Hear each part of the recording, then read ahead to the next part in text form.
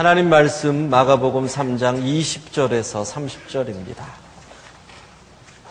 신약성경 마가복음 3장 20절입니다. 다시 마가복음 강해로 돌아갑니다. 제가 하나님 말씀을 받들어 읽겠습니다. 집에 들어가시니 무리가 다시 모임으로 식사할 겨를도 없는지라. 예수의 친족들이 듣고 그를 붙들러 나오니 이는 그가 미쳤다 하밀러라. 예루살렘에서 내려온 서기관들은 그가 바울세불이 집혔다 하며 또 귀신의 왕을 힘입어 귀신을 쫓아낸다 하니 예수께서 그들을 불러다가 비유로 말씀하시되 사탄이 어찌 사탄을 쫓아낼 수 있느냐. 또 만일 나라가 스스로 분쟁하면 그 나라가 설 수 없고 만일 집이 스스로 분쟁하면 그 집이 설 수 없고 만일 사탄이 자기를 거슬러 일어나 분쟁하면 설 수 없고 망하느니라.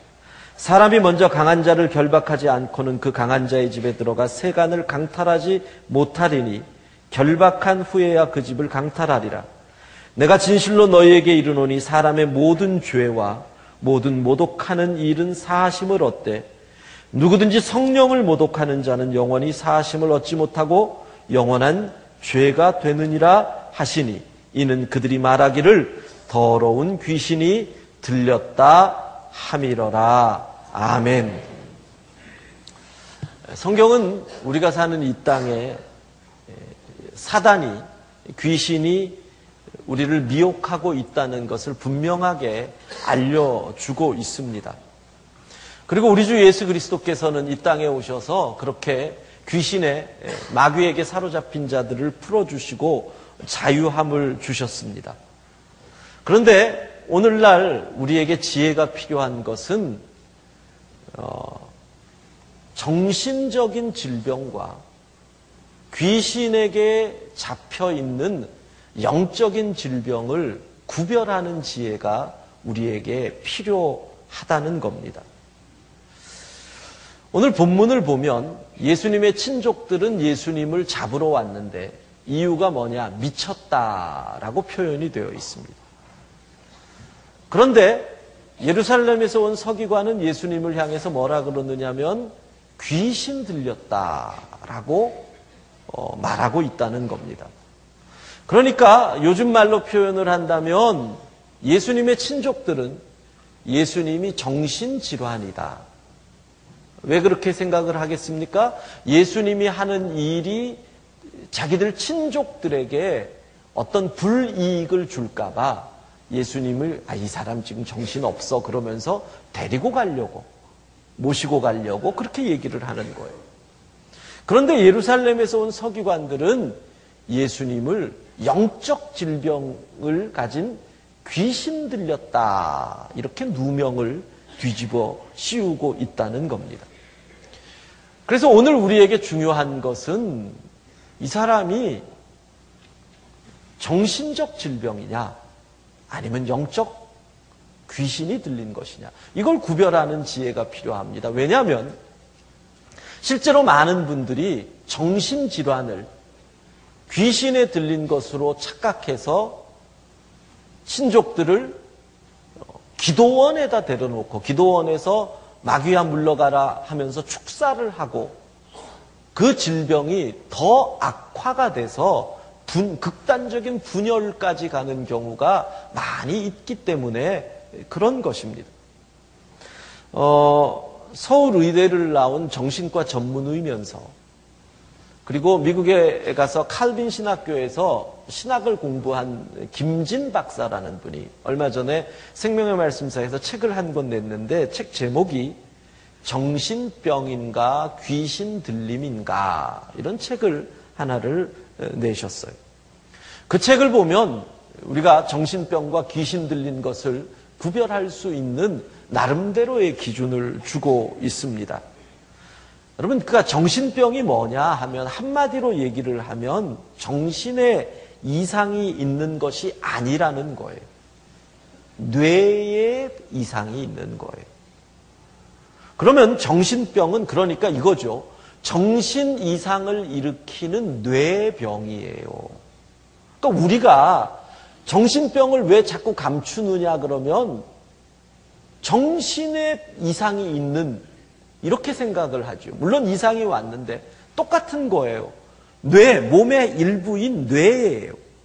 뇌에 병이 든 거예요. 심장에 병이 들면 뭐라 그래요?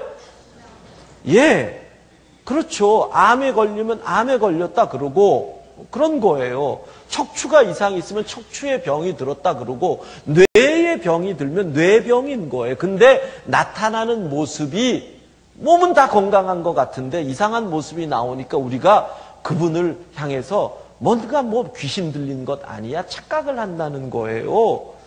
그래서 특별히 정신병과 귀신 들림에 있어서 비슷한 것 중에 하나가 뭐냐면 다중인격 장애라는 거예요. 그러니까 평소와 다른 목소리를 내는 거예요. 평소와 다른 행동, 다른 감정을 이렇게 모습을 보이니까 사람들이 야, 귀신이 들렸어. 그렇게 얘기하는데 여러분, 다중인격체라고 하는 것도 수많은 사람들이 정신질환 가운데 하나입니다. 근데 우리는 야, 별일 없어? 별일 없어. 너 그러다가 혼난다. 야, 이러면 야, 귀신 들렸다. 이런다라는 거예요. 근데 이런 모습 가운데서도 정신질환자가 훨씬 많다는 거예요. 귀신 들린 사람보다. 그 다음에는 피암시적 상태에 빠졌을 때 이건 뭐냐면 누군가가 말을 한다는 거죠. 내게. 환청과 같은 거예요. 그러니까 누구로부터 이 암시를 받는 행위.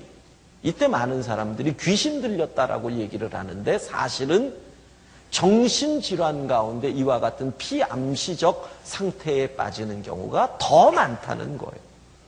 그러니까 그런 것만 보면 우리는 무조건 어디로? 기도원에 데리고 갈 생각부터 한다는 거예요. 그래서 더 병을 키운다는 거죠. 그러면 귀신 들림과 정신질환을 어떻게 구별을 하느냐. 왜냐하면 여러분 이게 참 중요한 게요. 미국 통계에 의하면 정신질환, 그러니까 아주 초기부터 분열까지 거의 25%라고 통계가 나와요. 미국 사람은. 우리나라 사람들이 정신적으로 더 건강하다고 좀 쳐보고 사실이든 아니든 그러면 우리도 20%라는 거예요. 불면증을 심하게 앓는 것도 여러분 정신병이에요. 그것도. 그러니까 여기 있는 분들은 다 건강한 거죠. 잘 주무시잖아요. 얼마나 설교 시간에도 잘 주무시고 불면증도 없으시고 너무너무 그러니까 그런 것이 5명 가운데 1명 꼴이라고 하면은 우리가 그거를 모르면은 정신과 치료를 받아야 할 분을 기도원에 끌고 가가지고 사단아 물러가라 이러고 더 악화를 시킬 수가 있다는 얘기예요. 그래서 이 김진 박사의 책을 보면 먼저는 그래요. 정신병을 앓는 사람도 힘이 세진다는 거. 근데 그 범위가 예를 들어서 평소에 15kg 들은 사람이 30kg를 들을 수는 있대요. 정신병이. 왜? 힘을 집중하니까, 악을 쓰니까. 그러나 귀신 들린 사람은 어떻게 되느냐? 15kg를 들던 사람이 150kg를 들 수 있게 된다는 거죠. 성경에도 나오잖아요. 군대 귀신 들린 사람이 쇠사슬을 끊었다라고 나오. 이런 초자연적인 힘을 발휘할 때는 귀신 들린 사람. 이렇게 보면. 그건 힘이 더 세졌다 그래서 그러면 곤란하다는 거예요. 그 다음에 사람을 알아보는 경우. 영적으로 사람을 알아보는 경우. 귀신 들린 사람이 성경에 보면 예수님을 보고 알아봤어요. 그 다음에 바울을 보고도 알아봤어요. 이럴 경우에도 귀신 들린 경우가 많다는 거예요. 또 약물의 반응을 보이는 경우. 귀신 들린 사람들은 약물의 반응을 안 보인다는 거죠. 그러나 정신병에 걸린 분들은 약물의 반응을 보이고 정신질환이 보통 대개 1년에서 2년의 잠복기를 거쳐서 악화가 되는데 귀신 들림은 갑자기 악화가 되기 때문에 사람이 서서히 악화되느냐 이거를 보면서 정신질환과 또 영적 질환을 구별할 수 있다는 거예요. 또 한 가지 구별하는 방법은 귀신과 악령은 끝까지 자기가 귀신 들렸다고 얘기를 안 합니다. 왜? 정체를 감추거든요. 근데 정신질환자 가운데는 도리어 나 귀신 들렸다, 귀신 들렸다 이러는 사람이 있다는 거. 그러니까 귀신 들렸다라고 하는 사람일수록 도리어 정신질환일 확률이 높다라는 얘기예요. 그래서 이런 것들을 우리가 구별을 할 수 있는 지혜가 필요한 거죠. 그리고 어떻게 해야 돼요? 빨리 병원으로 가야 되는 거예요. 2007년에 서울시 정신보건센터에서 나타낸 자료에 의하면 각 도시에 있는 사람들이 정신질환이 처음 발현되고 나서 병원까지 얼마나 가는 데까지, 처음 병원에 가는 데까지 얼마나 시간이 걸리느냐 했을 때 영국의 버밍엄에 사는 분들은 30주 만에 병원을 간대요. 미국의 뉴욕에 사는 사람들은 평균 1년 52주가 걸린대요. 캐나다의 밴쿠버에 사는 분들은 56주, 그러니까 13개월이 걸린대요. 대한민국 서울, 우리는 워낙 버티기를 잘하니까 84주가 걸린다는 거. 그러니까 우리는 안 가고 버티는 거예요. 왜? 이걸 부끄럽게 여기는 것. 이것도 똑같은 병이에요. 심장에 병이 있으면 병원 가야 되잖아요. 뇌에 병이 들었으면 병원 가야 되는데 가문의 망신이라고 생각을 하는. 그래서 병을 자꾸 키워요. 그래서 더 악화가 되고 뭐 생각한다면 기도원에 데리고 가고 이런 식으로 이 병을 방치한다는 거죠. 지혜가 있어야 된다는 거예요. 그런데 오늘 본문을 보면 예수님을 귀신 들렸다라고 말한 서기관들로 인해서 본문의 내용이 아주 심각하게 진지해지고 있는 걸 우리가 볼 수가 있어요. 여러분, 예수님은 귀신 들린 것도 아니고 예수님은 정신병도 아니지요. 근데 왜 그들은 예수님에게 누명을 뒤집어 씌웠을까요? 왜 예수님에게 귀신 들렸다라고 했을까요? 그 이유를 우리가 알아야 한다는 거예요. 그래야 예수님께서 이 일에 대해서 왜 이렇게 분노하시고 진노하셨는지를 알 수 있게 된다는 거예요. 1950년대에 미국에 메카시즘이라고 하는 이 아주 광기 어린 이 시대적 흐름이 있었습니다. 들어보셨어요? 메카시즘이라고? 1950년 2월에 미국의 상원의원이었던 존 메카시라는 사람이 상원의원 선거에서 떨어지게 될 지경이 되자 이 폭탄 발언을 합니다. 없는 말을 하는 거죠. 그때 내용이 뭐였느냐면 미국 국무부 안에 공산주의자가 있다. 내가 리스트를 가지고 있는데 205명이다. 구체적인 리스트의 숫자까지 발표를 했는데 그걸로 인해서 미국의 공산주의자를 잡아야 된다라고 하는 광기 어린 이 흐름이 완전히 사상 검증의 시대가 있었습니다. 그걸 갖고 메카시즘이라고 얘기를 합니다. 진보주의자들 무지 잡혀갑니다. 조금 좌측에 서 있던 분들 다 사상 검증 당합니다. 그런데 이 메카시즘이 더 광기 있게 흘렀던 곳이 우리나라입니다. 왜? 우리는 6.25라고 하는 공산주의자들로 인한 비극을 겪었기 때문에 그렇습니다. 전쟁의 비극을 겪은 우리에게 있어서 공산주의는 절대 악인 것입니다. 1960년대와 70년대를 보면은 공산주의자 그러면 무조건 죽일 놈입니다. 간첩 그러면 모든 죄를 다 뒤집어 씌울 수가 있는 그런 시대였습니다. 그래서 사회주의자, 진보주의자들 무조건 공산당으로 때려잡았습니다. 심지어는 민주화 운동을 하던 사람들까지도 공산당과 간첩의 누명을 뒤집어 쓰는 겁니다. 공산주의자들이 하는 일들이 참 악합니다. 근데 왜 오늘날의 공산주의 그러면 젊은 사람들이 도리어 혀를 휘두릅니까? 그걸 알거든요. 전에 있던 정권에서 너무 그걸 우려먹었기 때문에 지금 부메랑 효과로 돌아와서 이번에도 서울시장 선거할 때 한나라당이 내놓은 기껏 얘기는 뭡니까? 저 사람 수상하다. 빨간색 있는 거 아니야? 기껏 그랬습니다. 근데 그게 뭡니까? 연세 드신 분들은 심각합니다. 왜? 6.25를 겪었거든요. 심각합니다. 간첩 말도 안 되는 겁니다. 그러나 젊은이들은 6.25를 안 겪은 세대에서는 어우 저 사람들 또 저런 식으로 누명 뒤집어 씌우지. 자라보고 놀란 가슴이 소뚜껑 보고 놀라는 것처럼 안 속겠다 이러고 나간다는 겁니다. 이게 우리가 했던 60년대, 70년대의 메카시즘입니다. 왜 그렇습니까? 국민들에게 어필할 수 있는 가장 좋은 함정이 뭐냐? 저놈 간첩이야. 그러면 끝나는 겁니다. 자, 예수님이 살던 시대에 백성들에게 가장 크게 어필할 수 있는 함정이 뭔 줄 압니까? 예수님이 살던 시대는 재정일치의 시대입니다. 재정일치, 종교와 정치의 권력이 분리되지 않았던 시대입니다. 여러분, 역사적으로 보면 모든 독재자들이 꿈꾸는 것이 뭐냐? 재정일치를 꿈꾸는 겁니다. 로마가 황제의 제도가 들어서면서부터 황제들이 결국 나가는 게 뭡니까? 신격화 운동 아닙니까? 황제가 신이 되는 거 아닙니까? 재정일치를 꿈꾸는 겁니다. 종교적 신이 되고 권력을 같이 잡는 재정일치를 꿈꾸고, 북한을 보십시오. 김일성이 결국 재정일치를 꿈꾸다가 김일성이 신격화되지 않습니까?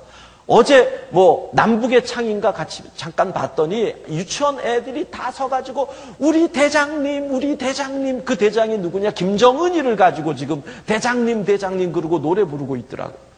신격화시키는 겁니다. 자, 예수님 당시 재정일치의 시대에 예수 그리스도, 백성들에게 그분을 함정으로 몰아넣을 수 있는 가장 최고의 방법이 뭡니까? 저놈은 귀신 들렸어. 저놈은 사탄의 앞잡이야. 그러면 끝나는 겁니다. 마치 60년대, 70년대에 저놈은 간첩이야 하는 것처럼.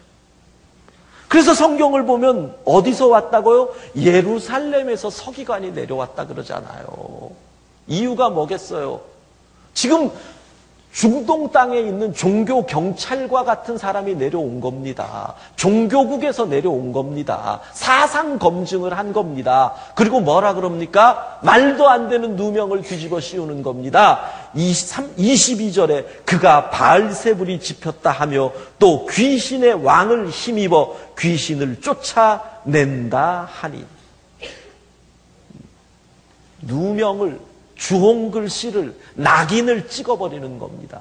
그래서 우리 주님께서 아주 단호하게 말씀하시는 겁니다. 무시무시한 말씀을 하는 겁니다. 28절, 29절 같이 읽습니다.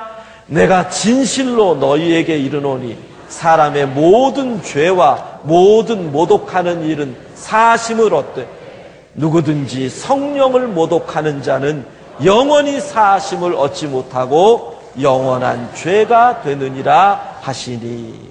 예, 우리 주님이 너희 그렇게 얘기하는 것은 사함을 얻지 못하는 성령을 모독하는 죄에 해당된다. 성령을 모독하는 죄가 뭘까요? 성경에서 원론적으로 성령을 모독하는 죄는요, 이런 것입니다. 우리가 예수님을 믿게 된다라는 것은 성령의 역사인 줄로 믿습니다. 성령께서 우리를 감동시키셨기에 내가 예수 그리스도는 나의 구주이십니다라는 고백을 하게 되는 겁니다. 할렐루야. 성령의 역사라는 거예요. 그래서 고린도전서 12장 3절 같이 읽습니다.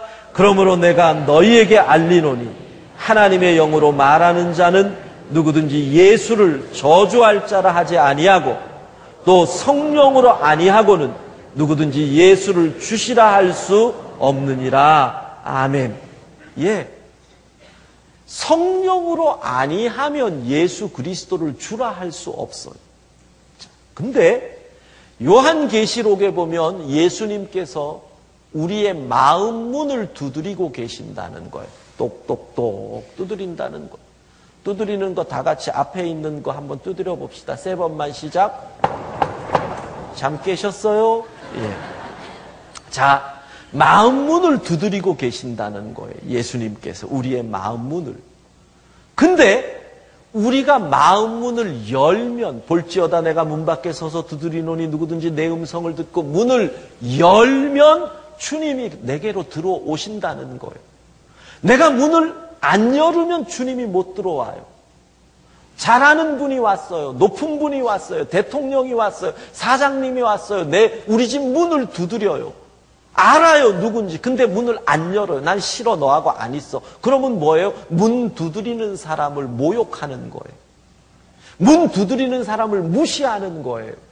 예수님을 믿어야 구원을 받는데 문을 안 연다는 건 뭐예요? 예수님을 모욕하는 거지요. 성령님을 모욕하는 거지요. 그러니까 성령을 모욕하는 자는 문을 안 여는 자니 예수님을 믿을 수가 없고, 예수님을 믿지 아니하는 자는 구원을 받지 못하니 사함을 얻지 못한다라는 거예요. 여러분, 우리는 예수 그리스도를 믿기에 이 자리에 있는 줄로 믿습니다. 예수님을 믿는 게 얼마나 은혜인지 몰라요. 믿고 싶어서 믿는 게 아니라는 거예요. 성령이 우리를 감동시키셔서 우리가 예수님을 믿게 되고 하나님의 자녀가 된 줄로 믿습니다. 예수를 나의 구주 삼고 성령과 피로써 거듭나니 이 세상에서 내 영혼이 하늘에 영광 누리 이것이 나의 간증이요 이것이 나의 찬송일세 나 사는 동안 끊임없이 구주를 찬송하리로다. 할렐루야. 그래요. 예수님을 믿는 것이 성령의 역사로 믿게 되어서 우리가 구원을 받는 건데, 성령을 모독한다라는 것의 의미는 예수님을 우리가 거부하기 때문에 구원을 못 받으니 영원히 사함을 얻지 못한다. 이게 원론적인 의미예요. 그러면 오늘 본문에서 성령을 모독한다라는 것은 또 무슨 뜻이냐? 28절 아까 우리가 읽었던 말씀을 보면 이렇게 되어 있어요. 사람을 모독하는 것은 사함을 받을 수 있다. 그러면 어떤 건 사함을 못 받는다? 하나님을 모독하는 일은 사함을 못 받는다는 거. 지금 예수님께서 병자를 고치셔요. 귀신을 내쫓으셔요. 사람들을 가르치셔요. 놀라운 일을 했거든요. 하나님의 일을 하셨거든요. 근데 예루살렘에서 온 서기관이 이렇게 얘기하는 거예요. 이건 사단의 일이야. 하나님의 일을 사단의 일이라고 했으니 이런 모욕이 어디 있어요? 성령을 모독한 거죠. 근데 거기서 한 가지 더 중요한 건 뭐냐면 서기관이 알았다는 거예요. 예수님이 죄 없는 걸 알았다는 거예요. 그런데 어떻게 판결을 했어요? 죄 있다고 판결을 한 거예요. 무엇 때문에? 예수님을 잡아 죽이려고. 그분이 죄가 없음을 알지만 내가 목적을 가지고 그분을 죄 있다라고 했기 때문에 이것은 정말 중한 죄가 된다는 거예요. 여러분, 모르고 한 것과 알고 한 것은 차이가 있어요. 목적을 가지고 한 것과 목적을 없이 우연이 된 것은 차이가 있는 거예요. 그러니까 예수님이 잘못을 없는 걸 알면서도 의도성을 가지고 자신들의 밥그릇을 지키기 위해서 누명을 씌운 것, 이것은 하나님 모독죄가 된다는 거예요. 결국 의도적으로 알면서도 하나님을 모독하는 일은 성령을 모독하는 죄가 된다는 거예요. 사랑하는 성도 여러분,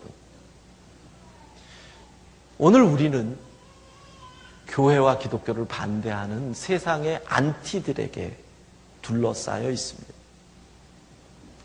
이런 상황에서 우리는 먼저 교회가 세상의 권력과 야합한 것들을, 또 일부의 목사들이 타락한 것들을,